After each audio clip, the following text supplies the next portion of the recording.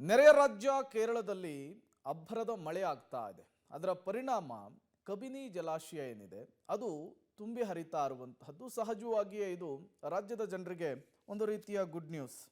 ಕೇರಳ ವಯನಾಡು ಪ್ರದೇಶದಲ್ಲಿ ಉತ್ತಮ ಮಳೆಯ ಹಿನ್ನೆಲೆ ಕಬಿನಿ ಜಲಾಶಯದ ಒಳಹರಿವು ಗಣನೀಯವಾಗಿ ಏರಿಕೆಯಾಗಿದೆ.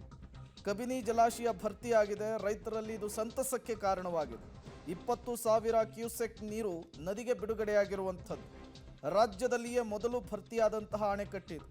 ಕಳೆದ ಬಾರಿ ಸಂಪೂರ್ಣವಾಗಿ ಖಾಲಿಯಾಗಿತ್ತು, ಕಾರಣ ಬರ ಆವರಿಸಿತ್ತು. ಜೊತೆಗೆ ಈ ಬಾರಿ ರಾಜ್ಯದಲ್ಲೂ ಕೂಡ ಸಾಧಾರಣ ಮಳೆ ಆಗಿದೆ. ಜೊತೆಗೆ ನೆರೆಯ ರಾಜ್ಯ ಕೇರಳ ವಯನಾಡು ಭಾಗದಲ್ಲಿ ಧಾರಾಕಾರವಾಗಿ ಮಳೆ ಆಗ್ತಾ ಇರುವಂತಹ ಪರಿಣಾಮ ಕಬಿನಿ ಜಲಾಶಯದ ಒಳಹರಿವು ಗಣನೀಯವಾಗಿ ಏರಿಕೆಯಾಗಿರುವಂಥದ್ದು. ಇದೇ ಜಲಾಶಯವನ್ನು ನಂಬಿಕೊಂಡಿದ್ದಂತಹ ರೈತರಲ್ಲಿ ಸಹಜವಾಗಿಯೇ ಸಂತಸಕ್ಕೆ ಈ ಸುದ್ದಿ ಕಾರಣವಾಗ್ತಾ ಇದೆ. ಕಬಿನಿ ಜಲಾಶಯದಲ್ಲಿ ಗರಿಷ್ಠ ಮಟ್ಟ 2,284, ಇವತ್ತಿನ ಮಟ್ಟ ಇರುವಂತಹದ್ದು 2,283 ಕ್ಯೂಸೆಕ್. ಒಳಹರಿವು 19,181 ಇದೆ. ಹೊರಹರಿವು 20,000 ಕ್ಯೂಸೆಕ್ ಇರುವಂಥದ್ದು.